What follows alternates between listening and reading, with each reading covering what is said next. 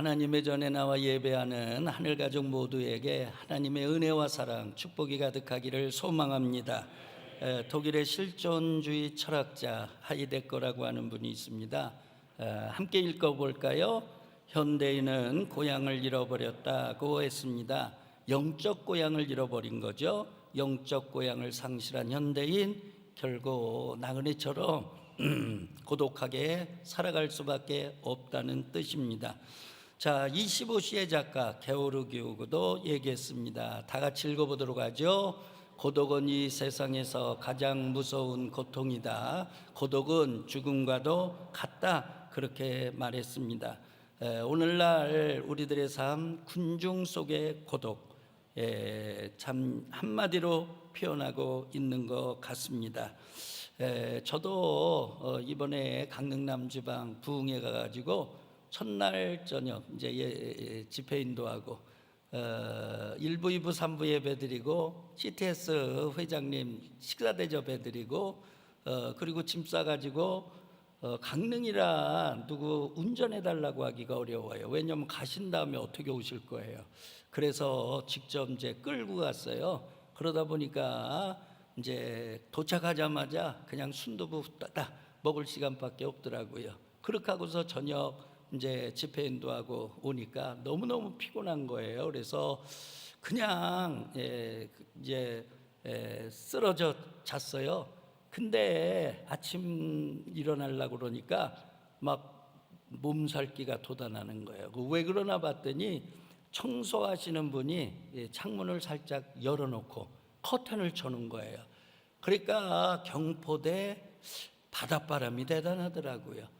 제가 뉴욕 가서도 느낀 건데 이제 온도가 10도라 그래도 적어도 2, 3도라고 생각을 하고 이렇게 패딩 같은 걸 입어줘야지, 그렇지 않으면은요 굉장하게 며칠 지나면 감기 걸려버려요. 그래가지고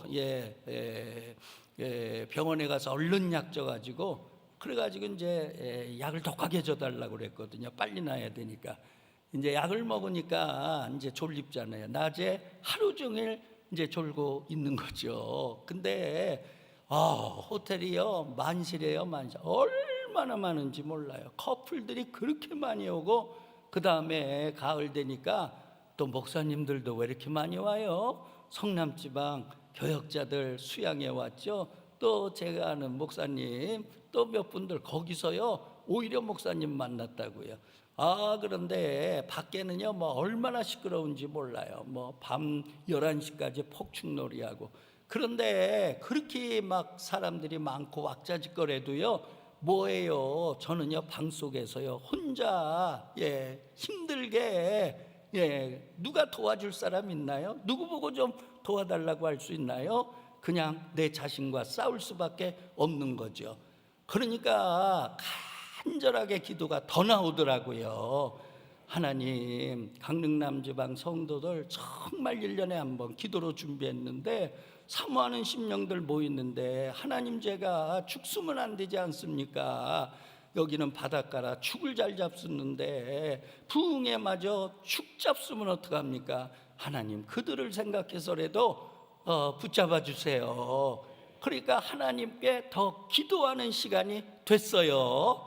할렐루야. 여러분, 역사적으로 위대한 위인들도 고독한 삶을 살았더라고요. 소크라테스, 키에르케고로 철학의 고독 속에서 여러분 세계적인 철학자가 됐죠.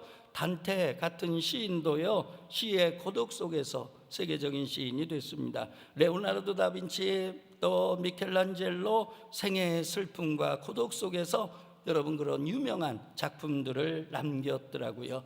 자, 뭐 화가들이요 자화상을 많이 그리는데 제가 어제 자화상 그 글을 읽어봤어요. 근데 자화상의 70%가요 이 인간의 고독, 인간의 그런 외로움, 이런 것들이 거의 자화상 그리는 사람들의 그런 주제더라고요. 그렇구나.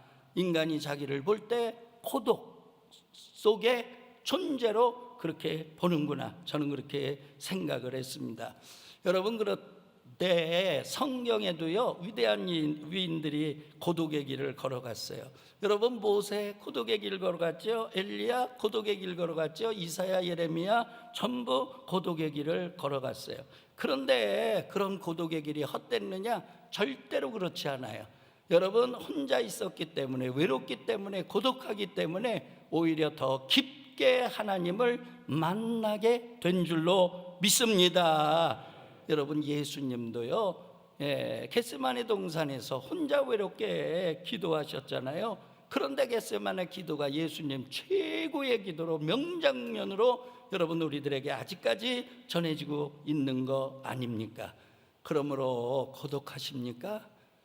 여러분, 곁에 아무가 없더라도 여러분, 하나님은 함께 하세요. 예수님은 함께 하세요. 여러분들을 찾아오세요. 사마리아 여인, 동네 사람 아무리 많으면 뭐합니까? 여러분, 고독하고 외롭게 살았어요. 38년 된 중풍병자 베데스다 못가 여러분, 인산인해 이뤘죠. 무리동하면 거기 들어가면 낫는다는 것 때문에. 그러나 누구 한 사람 그를 부축할 사람, 도와줄 사람 없었어요. 그러니까 그는 고독 속에 있었던 거예요.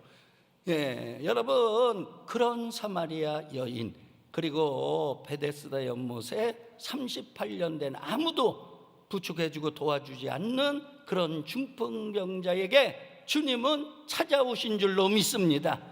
그때 주님을 만나서 여러분, 놀라운 삶의 변화를 경험하게 된 줄로 믿습니다.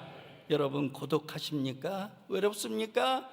여러분, 해악이 아니라 여러분들에게 영적으로 많은 유익을 가져다주는, 깊게 하나님을 만나는 그런 통로가 되시기를 주의 이름으로 축원합니다. 자, 인간은 고독할 때 자신과 질문한다고 그러죠. 나는 누군가? 자기 자신을 뒤다보는 거죠. 자, 중국의 노자는요 다음과 같이 얘기했어요. 한번 읽어보도록 하죠. 남을 아는 것이 지요, 자기 자신을 아는 것이 명이다 라고 했습니다. 여러분, 지도 있고 명도 있기를 바랍니다. 프랑스의 철학자 볼테르가 얘기했습니다. 함께 읽어보도록 하죠. 오늘날 많은 사람들이 전 세계는 알면서 자신은 전혀 모르고 있다, 그렇게 얘기했습니다. 여러분, 현대인들은 얼마나 특수한 환경 가지고 우주 구석구석을 여러분 세밀하게 위성사진 보면은요 너무너무 명확하게 그렇게 들여다보고 있는 거 아시잖아요. 그런데 정작 인간 자신과 그 다음에 영적 세계는 들여다보지 않고 산다는 거예요. 여러분, 우리가 고독이라고 하는 거, 외로움이라고 하는 거 자신을 들여다보는 귀예요. 그리고 영적 세계를 들여다보는 귀회가 되시기를 바랍니다. 그래서 영적인 유익함을 가져다주는 여러분들이 되시기를 바랍니다. 여러분, 고독과 외로움이 절망과 죽음을 가져다 주기도 해요. 그런데 오히려 하나님을 더 깊게 만나기도 하고 더 깊은 영적 세계로 들어가게 해서 여러분 신앙의 위인을 만들어내기도 한다는 거죠. 그러니까 외로움, 고독 그 자체가 여러분 선이냐 악이냐 그런 건 아니에요. 외로움과 고독 속에서 내가 어떻게 할 거냐, 그거에 따라서 여러분 그 다음은 달라진다는 거죠. 갈릴 지브란이라고 하는 분이 다음과 같이 말했어요. 영상실에서 내보내줄 거거든요. 한번 읽어보도록 하죠. 고독함 속에서 강한 자는 성장하지만 나약한 자는 시들어버린다 그랬어요. 영적으로 강한 자가 되시기를 바랍니다. 마를린 monroe 여러분 아시죠? 1962년에 37세 나이로, 정말 젊은 나이로 자살해 죽었습니다. 출연작품 대단하더라고요. 아스팔트 정글, 이브의 모든 것, 신사는 금발을 좋아해, 나이아가라, 돌아오지 않는 강, 쇼처럼 즐거운 인생은 없다, 7년 만에 외출, 야생마, 여러분 너무나 많은 작품들 아실 거예요. 이런 세계적인 스타가 없으니까.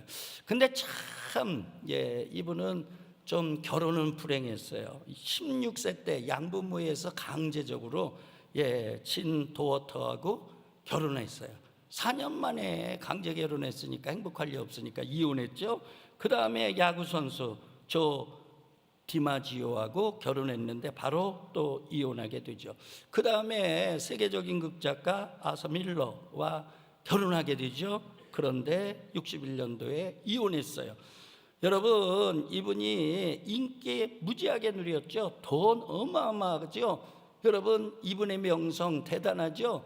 그 다음에 얼마나 참 세계적인 잘난 남자들하고 여러분 결혼 생활을 하면서 살았습니까? 부족함이 뭐가 있겠어요? 그런데 이 사람은 약물 과다 복용으로 자살하고 생을 마감했어요. 근데 유서를 남겼죠. 여러분, 그 유서 한번 읽어보도록 할까요? 나는 수많은 사람들의 관심과 박수 속에서 인기를 누렸고 수많은 재산을 가졌고 세상의 최고의 남자들과 결혼하여 살았다. 그 결과 다른 사람들은 내가 가장 많은 것을 가졌고 가장 행복하다고 생각했다. 그러나 진정 나는 가장 불쌍하고 가장 고독한 사람이었다. 여러분, 사람은 아무도 몰라요. 여러분, 세상의 것 가지고는 여러분 아무도 그 사람 판단할 수 없는 거예요. 여러분, 왜 그런지 아세요? 전도서 3장 10절에 고독한 인생에게 분명하게 말을 해주고 있어요. 전도서 3장 10절입니다. 하나님이 모든 것을 지으시되 때를 따라 아름답게 하셨고 또 사람들에게는 영원을 사모하는 마음을 주셨느니라. 하나님께서 우리를 창조할 때 아름다운 하나님의 형상대로 창조했어요. 그런데 우리의 마음속에 빈 마음이 하나 있는 거예요. 이건 뭐냐? 영혼을 사모하는 마음이에요. 이거는 영적인 것으로만 채워져요. 이거는 하나님만이 채울 수 있는 거예요. 그런데 사람들은요, 비어 있으니까 공허하니까 자꾸 바닷물 퍼먹는 거예요. 여러분, 바닷물 퍼먹어 보세요. 갈증이 더하죠. 나중에는 오히려 목 타 죽는다고 그러죠. 여러분, 그런 거거든요. 이게 빈 공간, 허전하니까 권력으로 채우고 지식으로 채우고 돈으로 채우고 활락으로 채우고 쾌락으로 채우고 유흥으로 채우고 뭐 마약이라고 하는 것도 그런 거 아니겠습니까? 여러분, 그런데 결국은요, 여러분 돈 때문에 죽는 거고 권력 때문에 죽는 거고 쾌락 때문에 죽는 거고 그렇다는 거예요. 여러분, 우리가 분명히 알아야 할 것은 여러분, 외로움 속에서 오는 고독도요, 하나님께서 채워주셔야, 할렐루야, 영적인 것으로 채워야만 여러분 이 허전함은 여러분 해결될 수 있는 줄로 믿습니다. 여러분, 그래서 다윗 왕은요, 여러분 얼마나 외로운 과정을 겪었습니까? 사울 왕한테 죽임당할까 봐 도망자 신세 될 때 여북하면 생존하려고 미친 척을 했습니까? 침을 질질 흘리며 헛소리하고 그 정도로 그렇게 몰려 있을 때가 있었거든요. 그래서 시를 굉장히 많이 썼죠. 그러니까 다윗은요, 그런 상황 속에서 인간적으로 길을 찾은 게 아니라 여러분 하나님을 바라보면서 하나님께 기도하면서 찬양하면서 여러분 다윗은 그 고독, 외로움을 승화시킨 주인공인 줄로 믿습니다. 그래서 시편을 보면 탄식시가 많아요. 하나님이 어찌하여 오늘도 43편 2절에 보니까 주는 나의 힘이 되신 하나님이시여 오늘 어찌하여 나를 버리셨나이까? 내가 어찌하여 원수 여갑으로 말미암아 슬프게 다니나이까? 내 영혼아 내가 어찌하여 낙심하며 내 어찌하여 내 속에서 불안해하는가? 그러면서 다 탄식하는 거거든요. 막 적이 나를 죽이려 할 때, 그리고 모함 당할 때, 그리고 홀로 외로이 고독하게 굴 속에 숨어 있을 때, 뭐 그런데 처음에는 뭐 인간인지라 자기의 마음을 솔직하게 이제 표현하는 거 당연한 거죠. 근데 다윗의 아주 아름다움이라고 하는 게 뭐냐? 여러분, 낙심하고 절망하는 그걸로 끝나는 게 아니라 나의 영혼아 여호와를 바랄지어다. 하나님이여 나에게 빛과 말씀을 주시옵소서. 할렐루야. 나를 건져 주시옵소서. 하나님의 도우심으로 말미암아 내가 내 하나님을 영원히 찬송하리로다. 아멘입니까? 여러분, 그러므로 다윗은요 그 모든 외로움과 고독, 단식을 하나님을 만나는 통로로 여러분 승화시켜 나간 줄로 믿습니다. 우리가 다윗에게서 이런 훌륭한 신앙의 미덕을 배울 수 있게 되기를 바랍니다. 두 번째입니다. 여러분, 고독은 깊은 기도의 샘물을 터지게 하는 줄로 믿습니다. 시편 43편 5절 말씀 읽어보도록 하겠습니다.